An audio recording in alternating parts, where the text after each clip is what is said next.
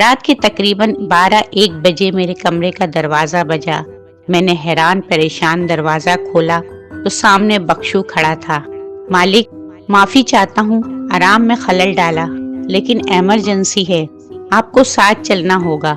بخشو نے ہاتھ جوڑ کر کہا، او کیا آفت آ گئی اس وقت حرام خور۔ میں نے کہا، مالک آپ بس ساتھ چلو، نہ گئے تو نقصان ہو جانا ہے۔ میں کافی پریشان ہو گیا۔ بخشو کو گالیاں بکتے اس کے ساتھ چل پڑا۔ وہ مجھے مختلف پگڈنڈیوں سے گزارتا ہوا دریا کے نزدیک جا پہنچا۔ ہمارے درمیان کچھ فٹ کا فاصلہ تھا۔ اندھیرے کے باعث مجھے بخشو کا بس ہیولا ہی نظر آ رہا تھا۔ وہ دریا کنارے جا کر شاید رک گیا۔ میں پیچھے سے چلایا، بول کیا موت پڑ گئی ہے رات کے اس پہر۔ اس نے جیسے ہی پیچھے مڑ کر دیکھا، میرے قدم وہیں رک گئے۔ میں آگے بڑھ سکتا تھا، نہ ہی پیچھے ہٹ سکتا تھا۔ وہ بخشو نہیں، زینب تھی۔ تو ہاں، میں پیر صاحب، کیوں حیران ہو گئے نا؟ اس نے مسکراتے ہوئے پوچھا۔ میرے ہوش اڑ چکے تھے، کل ہی تو میں اسے دفنا کے آیا تھا۔ پیر صاحب ذرا پیچھے تو دیکھیں، دیکھیے کتنے لوگ آپ کو ملنے آئے ہیں۔ میں نے ڈرتے ڈرتے پیچھے دیکھا، میرے پسینے چھوٹنے لگے۔ وہ لوگ نہیں، درخت تھے۔ مجھے اپنی آنکھوں پہ یقین نہیں آ رہا تھا۔ کئی درخت میری طرف بڑھ رہے تھے۔ میں بغیر مڑے الٹے قدموں پیچھے کی طرف چلا، مگر کسی چیز سے ٹکرا کر نیچے گرا۔ زینب خاموش کھڑی میری طرف دیکھ رہی تھی۔ درخت جو مجھے چلتے نظر آ رہے تھے اب رک چکے تھے۔ میں وہیں زمین پہ بیٹھا رہا۔ پیر صاحب ذرا سامنے تو دیکھیے۔ میں نے فوراً سر اٹھایا۔ سامنے کا منظر دیکھ کر میں اچھل کر اس طرف دوڑا۔ دو عجیب و غریب بندے میری بیٹی کو پکڑے ہوئے تھے۔ ان کے سیاہ چہرے سپاٹ، آنکھیں سرخ اور بھاری بھرکم جسم تھے۔ کون ہو تم؟ چھوڑ دو میری بیٹی کو، چھوڑو۔ میں جیسے ہی ان کے نزدیک پہنچا، سارا منظر غائب ہو گیا۔ کیوں پیر صاحب؟ اپنی بیٹی کے لیے معیار کچھ اور، دوسروں کی بیٹی کے لیے کچھ اور، ایسا کیوں؟ اس کے چہرے پر طنزیہ مسکراہٹ تھی۔ میرا سر جھکا جا رہا تھا۔ اچانک چار طرف سے مجھ پر پتھروں کی بارش ہونے لگی۔ میں جس طرف بھی بھاگتا، وہیں سے پتھر آنا شروع ہو جاتے، یہاں تک کہ میرا پورا جسم خون میں نہا چکا تھا۔ تب جا کے پتھر برسنا بند ہو گئے۔ میں نڈھال، رحم طلب نگاہوں سے زینب کی طرف دیکھنے لگا۔ میں نے جو ہی معافی مانگنے کا ارادہ کیا، مجھے لگا جیسے کسی رسی سے میرے پاؤں جکڑ دیے گئے ہوں۔ میں نے نیچے دیکھا تو میرے حواس ہوا ہونے لگے۔ کسی درخت کی جڑیں خود بخود میرے دونوں پاؤں سے لپٹی جا رہی تھی۔ اچانک مجھے دھچکا لگا اور منہ کے بل زمین پر آ رہا۔ وہ جڑیں مجھے اس کھردری زمین پر گھسیٹنے لگیں۔ یہ سلسلہ کچھ دیر چلنے کے بعد رک گیا۔ میں ہانپ رہا تھا، ہمت جواب دے چکی تھی۔ تبھی میں نے خاصی چوڑی جڑ کو تیزی سے اپنی طرف بڑھتے دیکھا۔ اس سے پہلے کہ میں سنبھلتا، اس جڑ کے کچھ حصے میری دونوں آنکھوں میں پیوست ہو گئے۔ درد کی شدت سے میں چیخنے لگا، جبکہ زینب کہہ لگا رہی تھی۔ اب اس جڑ کو میں اپنی گردن کے گرد لپٹتا ہوا محسوس کرنے لگا۔ تبھی مجھے اپنے جسم میں تناؤ محسوس ہوا، جیسے گردن والی جڑ مجھے اپنی طرف، جبکہ پاؤں والی اپنی طرف کھینچنا چاہ رہی ہو۔ یہ تناؤ بڑھنے لگا، میری ہڈیاں چٹکنے لگیں۔ میری چیخوں نے آسمان سر پر اٹھا لیا تھا، لیکن ان سے بھی بلند زینب کے کہے تھے۔ میری گردن لمبی ہوتی جا رہی تھی، اور پھر اس کی گردن باقاعدہ چہرے سے اکھڑ کر نیچے لڑک گئی۔ اس کا خون میں ڈوبا جسم نیچے جا گرا۔ یہ منظر خود میرے لیے کافی ہولناک تھا۔ میں پیچھے کی طرف اچھلا۔ المس، پہلی 6 کہانیاں ختم ہو چکی تھیں۔ آخری باب میرے سامنے کھلا پڑا تھا، مگر نہ جانے کیوں نیچے دیکھنے کی ہمت نہیں ہو رہی تھی۔ یہ سب لوگ جو اس کتاب کا کردار بنے تھے، یہ کون تھے؟ کہیں انہوں نے بھی یہ کتاب تو نہیں پڑھی تھی؟ کہیں کتاب پڑھنے کے بعد وہ اس کا حصہ تو نہیں بنے تھے؟ کہیں میرا حال بھی ان جیسا تو نہ ہوگا؟ نہیں، میں ان میں نہیں ٹھہرایا جاؤں گا۔ میں نے تو آج تک کوئی ایسا کام نہ کیا تھا۔ نہ ہی عائشہ کی طرح مجھ میں اچھائی تھی، نہ ہی باقیوں کی طرح میں نے کسی سے اس قدر برائی کی تھی۔ میں تو ایک بنجارا، صدیوں کا بھٹکا ہوا، اپنے آپ سے بھی دور تھا۔ میں نے کسی سے کیا اچھائی، کیا برائی کرنی تھی؟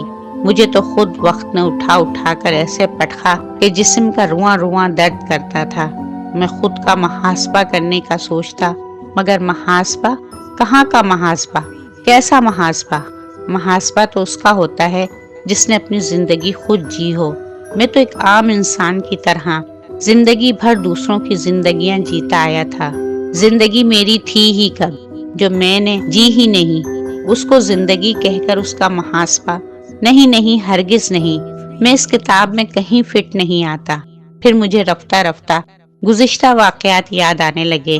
کس کے ساتھ میں نے برا کیا، کس نے میرے ساتھ برا کیا، مگر مجھ میں شاید ہمت ہی نہیں تھی محاسبے کی۔ تبھی ایک جانی پہچانی نسوانی آواز میرے کانوں میں پڑی، کیسے ہو شامیر؟ میں نے چونک کر اوپر دیکھا۔ ویسا ناقابل یقین لمحہ شاید میری زندگی میں پہلے کبھی نہیں آیا تھا۔ میں نے آنکھیں رگڑنا شروع کر دی، کہیں میرا لاشعور میرے محاسبے پر نہ تل گیا ہو۔ مجھے دیکھ کر حیران ہو رہے ہو شامیر؟ کیوں؟ سوچا نہیں تھا نا کبھی ایسا بھی ہوگا؟ ہاں وہی تھی، وہی شینی لہجے کا ٹھہراؤ۔ میں کچھ بولنے کی حالت میں نہ تھا۔ میں تو سمجھی تھی کہ زندگی عجیب ہے، موت تو اس سے بھی بڑھ کر کٹھن ہے شامیر۔ وہ مجھ سے مخاطب تھی، بالکل ویسے جیسے آج سے برسوں پہلے کوئی گہری بات کرتے ہوئے آسمان کی طرف تکنا، جیسے وہاں جواب لکھا ہو مگر اسے کبھی جواب ملا ہی نہ تھا۔ یہی تو ہوتا آیا ہے ہم جیسوں کے ساتھ، ہمارے سوالوں کا جواب ہی نہیں ہوتا۔ شامیر، کیوں کیا تھا ایسا؟ مجھے جاننے کے دعویٰ کرتے تھے تم، اتنا بھی نہ جان پائے کہ میری آخری امید تم تھے۔ انسان امید کے سہارے جیتا ہے۔ تم ہی کہتے تھے نا، جب امید ہی ختم ہو گئی میری تو میں کیسے جی پاتی بھلا؟ میرا دل چاہ رہا تھا وہاں سے بھاگ جاؤں، اس کی پرچھائی سے کہیں دور، کیونکہ ایسا ہی تو کرتا آیا تھا میں، زندگی بھر اس سے بھاگتا رہا تھا۔ جانتے ہو جس وقت تم چپ چاپ چلے گئے تھے تب مجھ پر زندگی کس قدر بھاری پڑ گئی تھی۔ جانتے ہو تمہارے جانے کے بعد میں بھی چلی گئی تھی، یونیورسٹی سے نہیں، دنیا سے۔ خیر تم کیا جانو، تم تو محض بھاگنا جانتے ہو، ہے نا؟ میرے سامنے آج سے 5 برس پہلے کے وہ تمام مناظر فلم کی مانند چلنے لگے۔ یونیورسٹی کی چہل پہل، وہ پہلا دن، انٹروڈکشن، جب اس نے اپنا نام لیا تھا۔ میرا نام المز ہے۔ شاید ہم سب وہ نام پہلی بار سن رہے تھے، مگر اس نے مطلب بتانے سے انکار کر دیا تھا، کیونکہ اس کے خیال میں وہ المز نہ تھی۔ نہ جانے کیوں وہ المز ہوتے ہوئے بھی المز نہ تھی۔ پھر وقت گزرتا گیا، اس کے اور میرے نظریات میں مماثلت ہم دونوں کو قریب لاتی گئی۔ جلد ہی ہم دونوں ہر جگہ ساتھ دیکھے جانے لگے۔ لوگ نہ جانے کیا کیا سمجھنے لگے، مگر حقیقت تو یہ تھی کہ نہ اسے میرے چہرے سے کوئی غرض تھی، نہ مجھے اس کی خوبصورتی سے۔ ہم تو بس اپنے اپنے افکار کی وجہ سے ساتھ ساتھ چلتے۔ وہ دنیا میں سرحدوں کا خاتمہ چاہتی تھی، میں بھی۔ وہ تمام انسانوں کو ایک دیکھنا چاہتی تھی، اور میں بھی۔ وہ ذات پات، رنگ، نسل، زبان، مذہب، فرقوں کی بنا پر انسانی تقسیم کے خلاف تھی، اور میں بھی۔ ہم دونوں خوابوں کی دنیا کے باسی تھے۔ ہمیں ایک دوسرے کی عادت ہو گئی تھی، وہ عادتیں کبھی نہیں بدلتی، جان لے کر ہی چھوڑتی ہیں۔ پھر مجھ سے جڑے ہر انسان کی زندگی میں ایک طوفان آیا۔ اس طوفان کی وجہ کوئی اور نہیں، میں خود تھا۔ جذباتی طبیعت کی وجہ سے یونیورسٹی سیاست میں اس قدر آگے بڑھ گیا کہ واپسی کا راستہ نہ رہا۔ تنظیموں کے درمیان گھمسان کا رن پڑا، 2 اسٹوڈنٹس مارے گئے، کئی زخمی ہوئے، املاک کو نقصان پہنچا، میرے خلاف مقدمات بنے، جیل پہنچا۔ طاقتور سیاسی قوتوں نے میرے والدین کو تھانے کچہری کے چکر لگوائے۔ ان تمام معاملات کے دوران وہ ہر قدم پہ میرے ساتھ رہی، اور جب طوفان تھما تو میں ہمت ہار چکا تھا۔ والدین کے تھانے کچہری کے چکروں نے انہیں کہیں کا نہ چھوڑا، ان کا سامنا میں کر نہیں سکتا تھا۔ یونیورسٹی سے ایکسپیل کروا دیا گیا۔ المز سے میری آخری ملاقات تھانے کے باہر ہوئی، جب وہ میری رہائی پر جوش و خروش سے مجھے لینے آئی۔ شامیر پریشان مت ہونا، سب ٹھیک ہو جائے گا۔ میں نے بابا سے بات کر لی ہے، وہ اپنا اثر و رسوخ استعمال کریں گے۔ اس سلسلے میں وہ انتہائی فکر مندانہ انداز سے مجھے تسلیاں دیتی جا رہی تھی۔ اور میں بس سر ہلاتا جا رہا تھا۔ اچھا، اب جا کے سکون سے سو جانا، زیادہ مت سوچنا، اور ہاں، صبح ہوتے ہی میں کال کروں گی، اٹینڈ لازمی کرنا، اوکے؟ اس نے نصیحت کی اور میں نے جواب میں اوکے کہا۔ یہ ہماری آخری ملاقات تھی، مگر یہ بات صرف میں جانتا تھا۔ اسی رات ہاسٹل سے اپنا سامان منگوایا اور چپکے سے اس شہر اور المس کو غائبانہ طور پر الوداع کیا۔ ماضی کی تلخ یادیں ایک بار پھر ماحول میں تلخی گھولنے لگیں۔ میں مزید کچھ نہیں سوچ سکتا تھا، چپ چاپ اسے دیکھتا جا رہا تھا۔